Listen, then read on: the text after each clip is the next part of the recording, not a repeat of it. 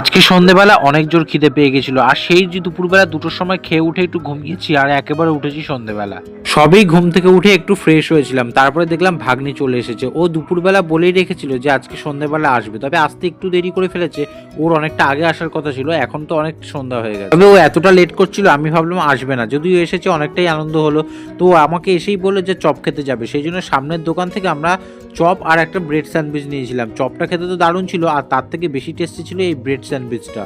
আর আমি যেহেতু ব্লগিং এর ভিডিও করি, সেটা জেনে ভাগ্নি বললো যে আজকে আমি ব্লগ করব, সেই জন্য আমি আর ও মিলে দোকানে চলে গিয়েছিলাম। আর দোকানে গিয়ে কাউকে এটা ওটা জিজ্ঞেস করছিল, এবার ও রিভিউ দেবে, সেটা শুনে না। ও দিদিমণি কি খেতে এসছো? চপ? হ্যাঁ, ব্রেড চপ খেলাম আজকে। কেমন খেতে? সিঙ্গারা ছিল না, তাই খেতে পারি। খেতে কেমন? এই যে আয়োজন বসে আছে। তো যাই হোক, ভিডিওটা ছিল এটুকুই। ভিডিওটা ভালো লাগলে অবশ্যই ভিডিওটাকে লাইক করে আর চ্যানেলটা সাবস্ক্রাইব করে দেবে। টাটা।